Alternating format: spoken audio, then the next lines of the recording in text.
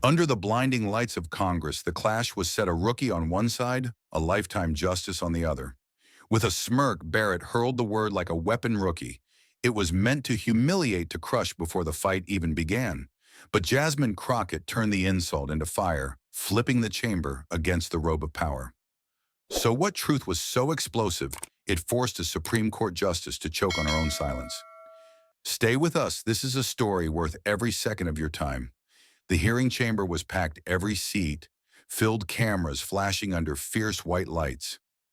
Millions of Americans watched, live eyes glued to their screens, waiting for history to ignite. At the center sat Amy Coney Barrett, still as stone, her black robe hanging heavy like a wall of power, daring anyone to challenge it. She didn't need words. Her posture declared supremacy, her silence louder than thunder. The doors burst open. Jasmine Crockett walked in, a thick stack of files clutched tight in her hands. Each step echoed like a drumbeat, cutting through the whispers, through the tension. Her gaze was sharp, unflinching, her breathing steady as steel. Everyone knew she was the underdog, the rookie, but tonight her presence cracked the air. The question on the table was lethal. Had the Supreme Court crossed the Constitution itself? The air was razor thin, charged like a fuse about to blow. Rookie versus robe, the duel no one dared imagine, but the entire nation was about to witness. Every lens, every microphone was waiting for the first strike, the opening blow that would decide who owned the room. It didn't take long. The detonation came like a gunshot. Amy Coney Barrett leaned forward, her face carved from stone, her voice a dagger dipped in ice. Mot rookie thi biet, give a hien fap, Madame Ngoijai. The words rang out, amplified by the microphones, and the chamber shuddered. It wasn't a question. It was a scalpel meant to slice flesh from bone. Gasps cut through the stillness, sharp and jagged. Some in the crowd smirked. Others let out mocking laughs, the sound of contempt echoing like chains dragged across the floor. Barrett wasn't finished. She jabbed her finger like a weapon, each syllable. An execution, kochi la mot luatsu. Hang shoang tu Dallas, chua tungje lai, dao and now trong lich sufapli. The words hit like gunfire, aimed to annihilate Jasmine's credibility before she could even breathe. Barrett's black robe swayed with the motion, the symbol of permanence and power turned into a blade. The insult was merciless, broadcast live to millions, a public humiliation designed to crush. The chamber quaked with whispers and gasps. A few burst into cruel laughter, sharp as knives. Barrett's finger hovered in the air, her sneer heavy with disdain, as if the fight had already ended before it began. The cameras devoured it.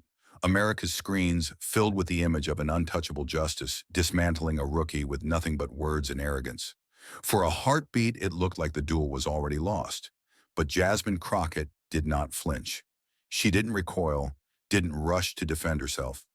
Instead, she reached into her files with the calm precision of a surgeon preparing for a cut. Her movements were deliberate, almost slow motion, and in that silence, every sound amplified: the rustle of paper, the slide of a cover, the thud of a book hitting wood. She pulled free a worn copy of the Federalist Papers' edges. Frayed pages creased history, bleeding through every line. The room leaned forward. The cameras tightened. The nation held its breath. Her voice cut through the air, slow, steady, unstoppable. No man is above the law. The words detonated louder than Barrett's insults, louder than the laughter, louder than the whispers. They were not Jasmine's words. They were the words of Madison, of the founders of the very foundation Barrett claimed to defend. She didn't scream. She didn't need to. Her calm delivery was the roar. The silence after was deafening, a silence that now belonged to her. Jasmine lifted her gaze, her eyes locking onto Barrett with unflinching steel. Nu mot rookie nhu toi kung hyo, thi mot justice, koquian fot lo sao. The challenge was a blade drawn across the throat of power, live on national television.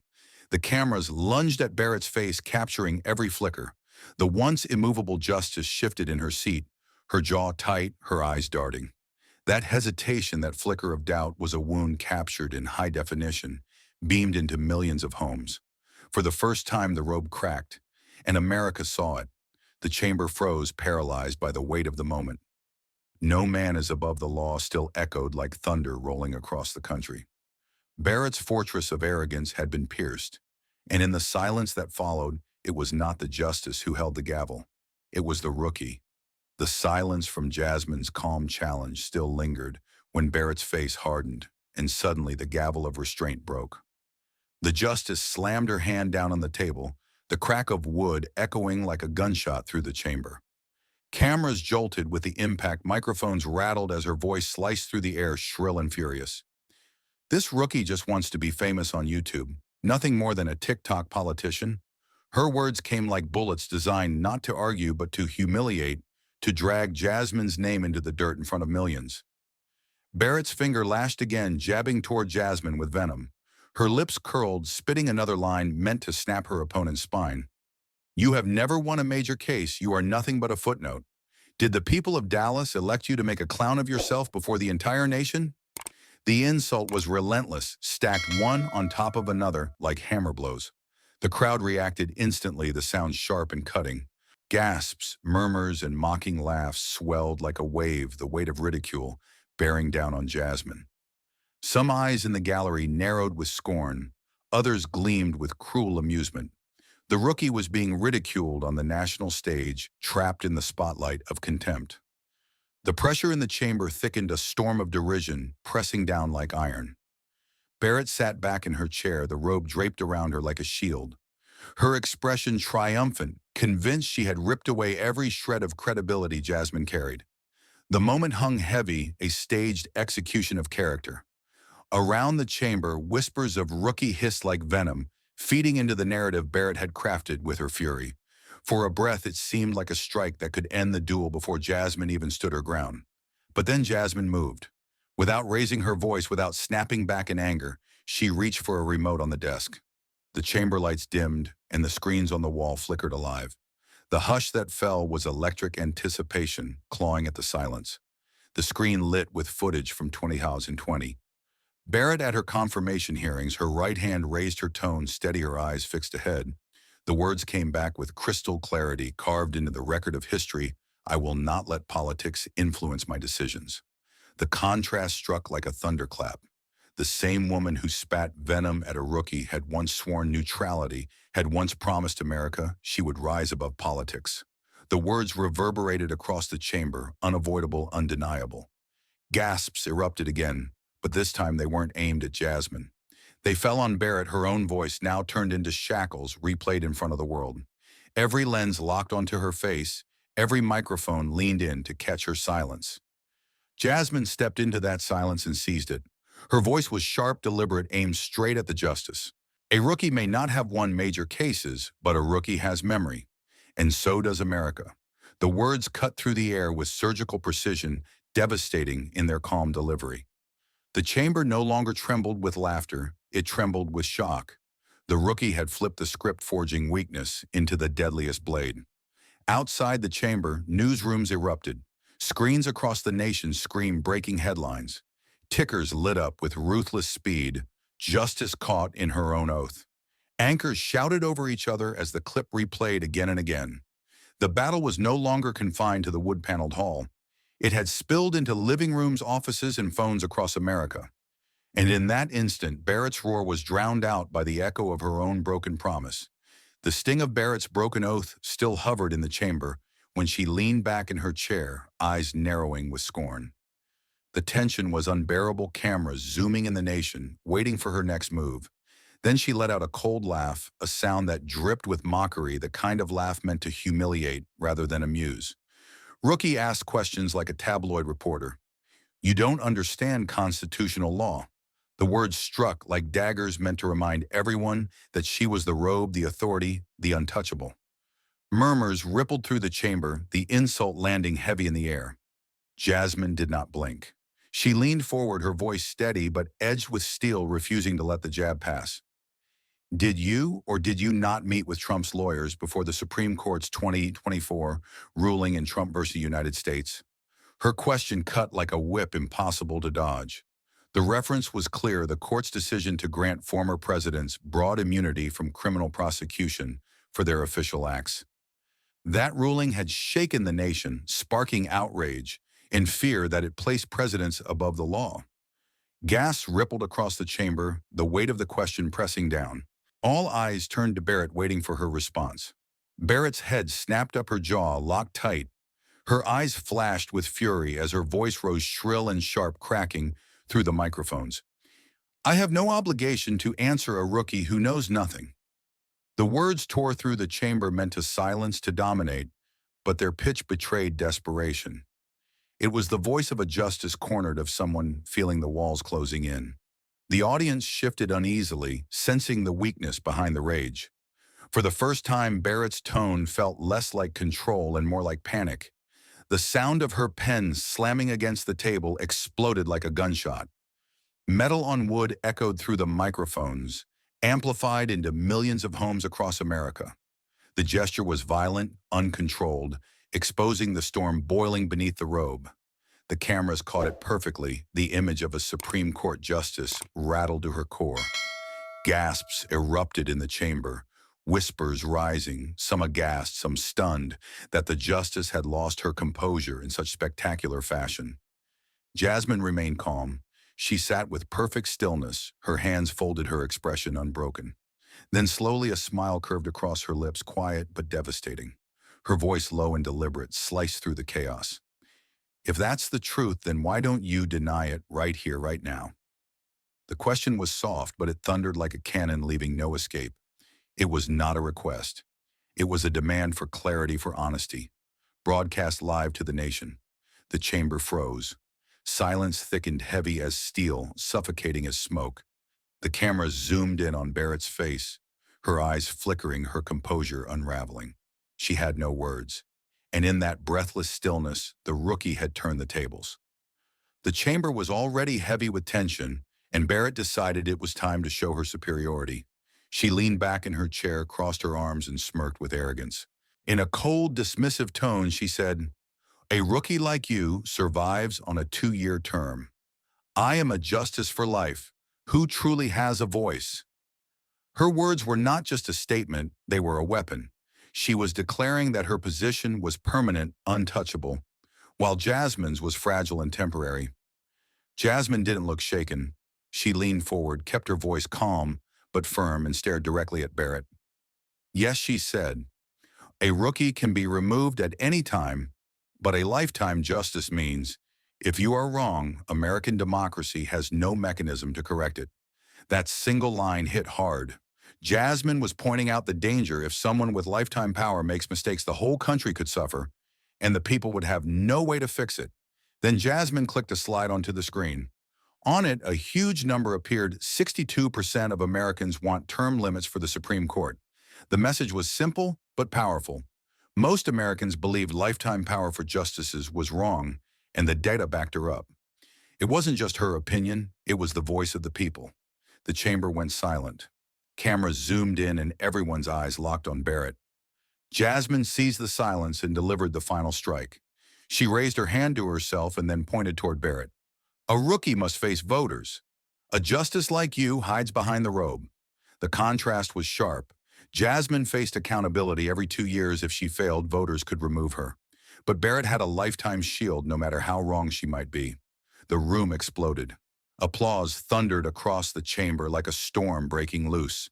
The sound echoed through the marble walls, shaking the air, and it was clear that the audience wasn't cheering for the robe. They were cheering for the rookie who dared to speak the truth. In that moment, Barrett's lifetime arrogance was shattered by Jasmine's courage, and the balance of power shifted before the entire nation. The echoes of clapping were still bouncing off the marble walls when Barrett exploded. She shot up from her chair so suddenly it looked like the robe itself had jumped to life. Her arms stretched forward, fingers stabbing toward Jasmine like a spear. Her voice cracked into a scream that rattled the microphones. "This rookie is destroying the Supreme Court." The sound was raw, filled with rage designed to flip the mood of the chamber. Her anger only grew sharper. Barrett leaned over the table, her face tight, eyes burning. "You are nothing but a media circus, not a scholar of law," she shouted. The words were meant to strip Jasmine of respect in front of the nation. Barrett's hand came down hard against the table, the bang echoing like a drumbeat of fury.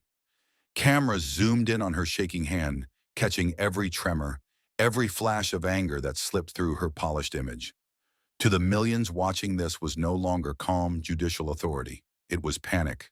The gallery gasped.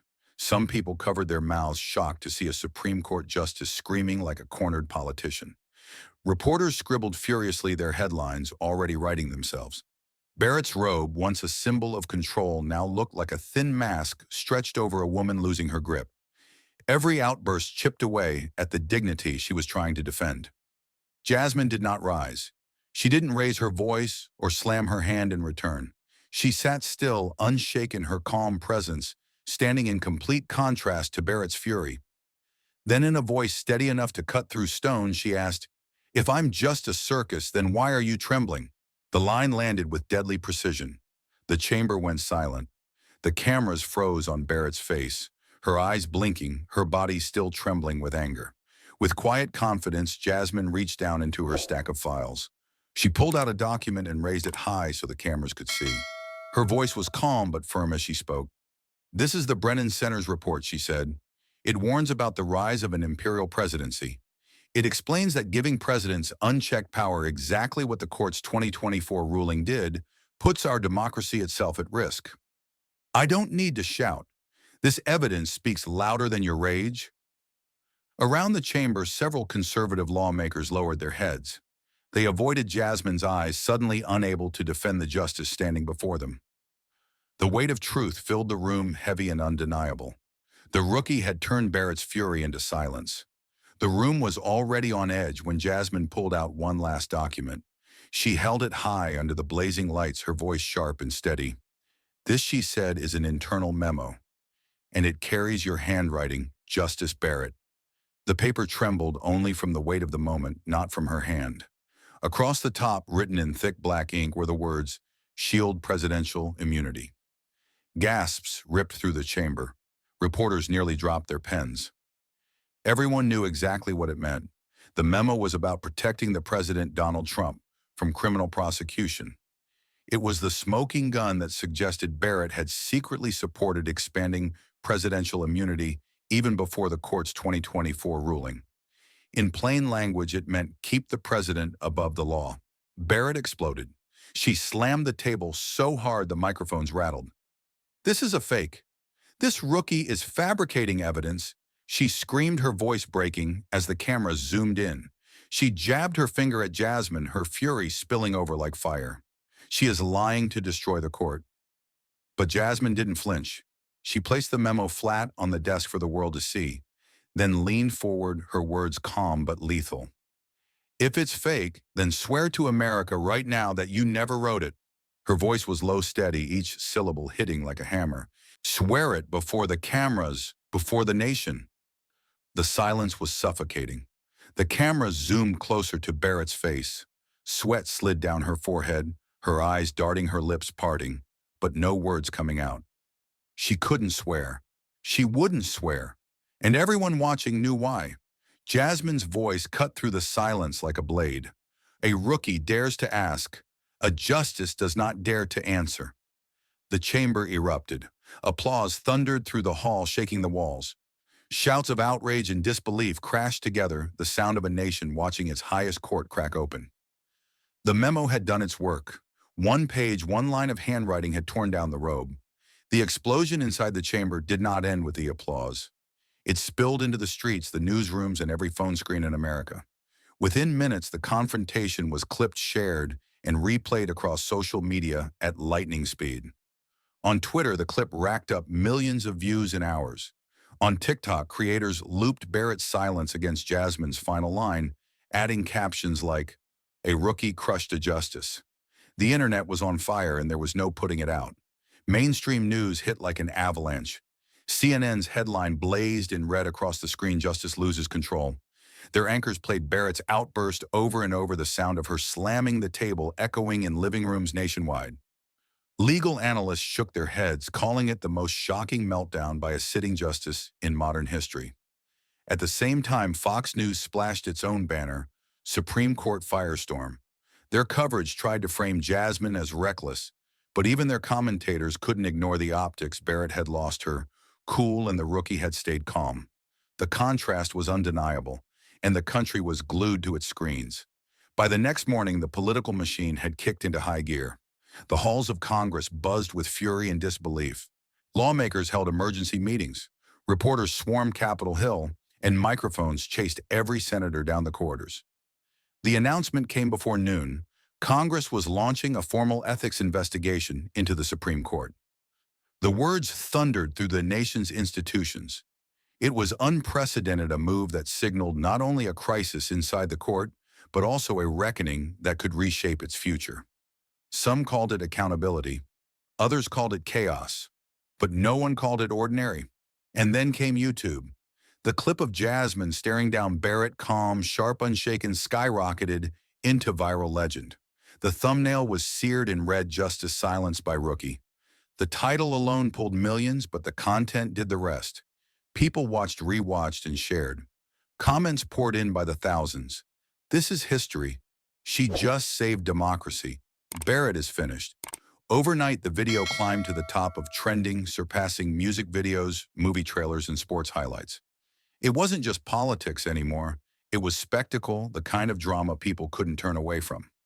Across platforms, the narrative was set. Barrett had roared, but Jasmine had delivered the knockout. Social media made it a meme. News networks made it a scandal. Congress made it an investigation. And YouTube made it immortal. What had started as a courtroom clash was now a cultural eruption, one that no robe, no gavel, and no lifetime title could contain. The roar from YouTube did not stay on screens. It spilled into the streets like a tide with a single rhythm. By dusk, peaceful marches formed in city after city, 30 states and counting, lines of neighbors moving shoulder to shoulder. Cardboard signs rose above the crowd, black letters stark against white. "No one is above the law." The chant rolled block to block, steady as a drum line. No one is above the law. Police lights flashed but stayed at a distance. Candles flickered on courthouse steps. Students, veterans, and families stood together as helicopters thumped overhead. What began as a hearing had become a movement, with a voice you could feel in your chest.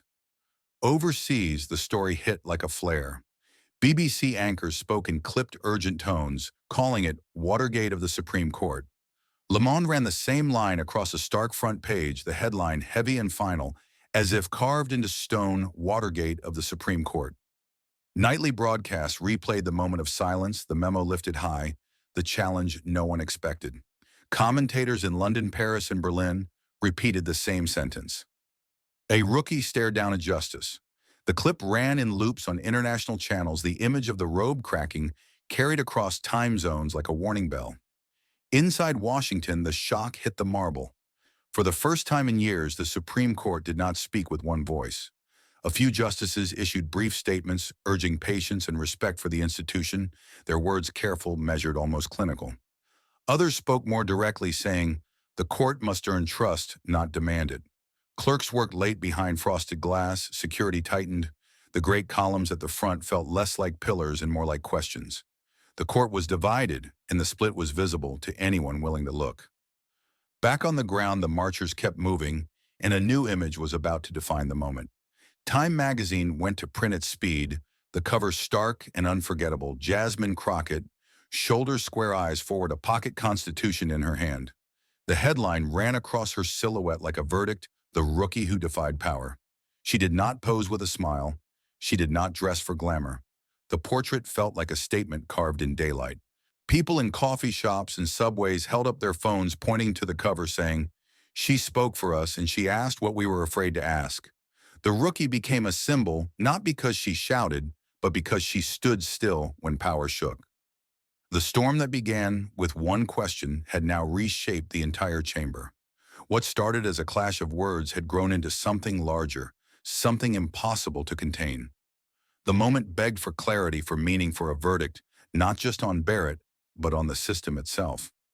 The audience sat frozen, every breath tight, waiting to hear what would come next. Jasmine knew it was time. She didn't rush. She let the silence stretch, let the weight of everything hang in the air until it pressed down on the wood-paneled walls. Her eyes swept across the chamber, over the lawmakers, the cameras, the flashing lights. This was no longer just about one justice or one rookie. This was about the lessons America could not afford to ignore. She began slowly, her voice calm but resonant, the kind of voice that could cut through smoke. What happened here today proves something simple, something powerful, she said. A rookie can shake the entire system when the truth is in their hands. Her words were plain, direct, impossible to spin.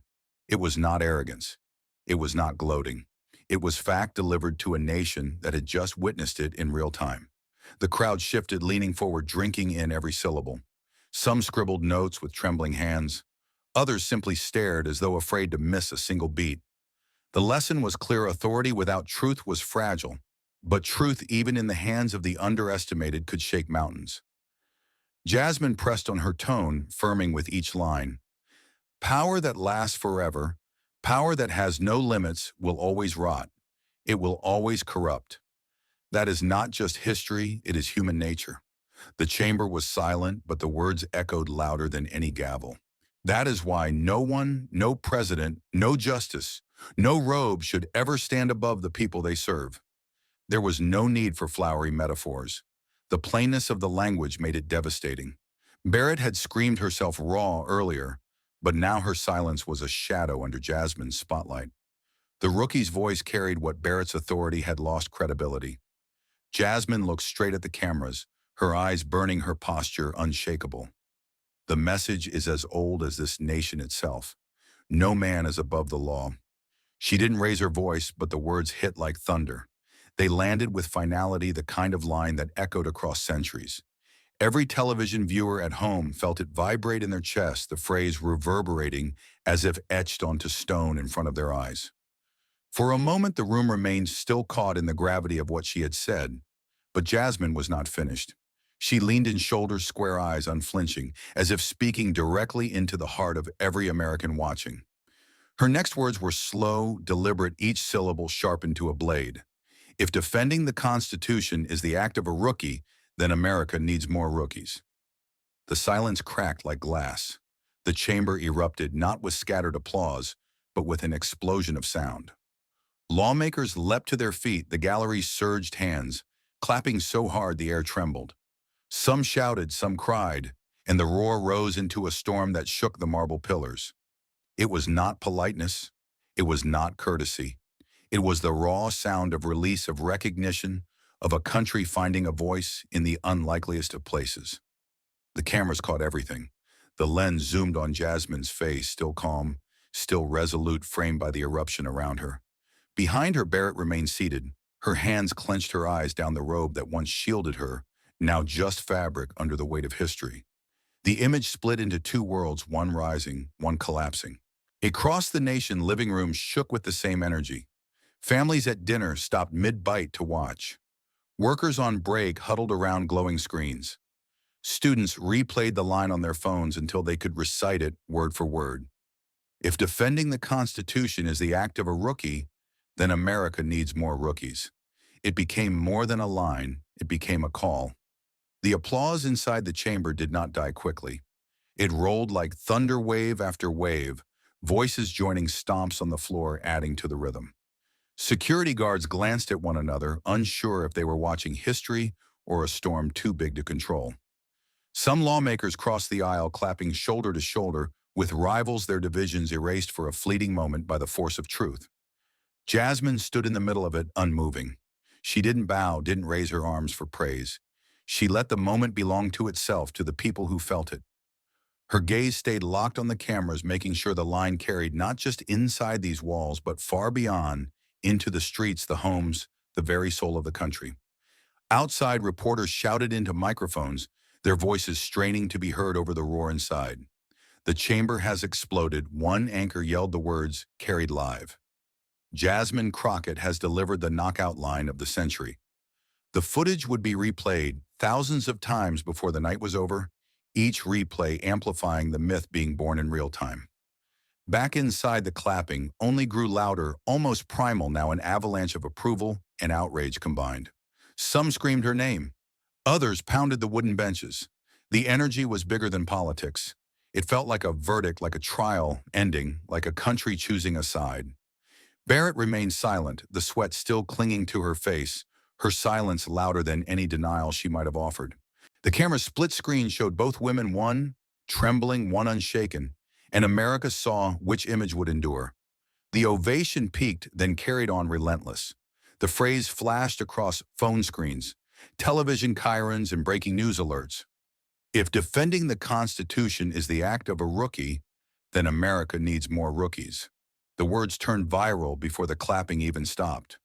When at last the noise ebbed, the chamber still hummed, as if the marble itself was vibrating from the force of the moment. The scene froze in memory, Jasmine staring forward, Barrett staring down the people on their feet, the cameras whirring. It felt less like a hearing and more like the climax of a national reckoning. And as the applause settled into history, the truth was undeniable. A rookie had asked the question, a justice had refused to answer, and a nation had chosen which one to follow. Thank you for watching until this moment and for standing with us on this journey for justice. Your support means everything. Like, subscribe, and turn on notifications so you never miss what's next. And we'd love to hear your thoughts. Leave a comment below and let us know what moved you most in this story. Together, our voices make a difference.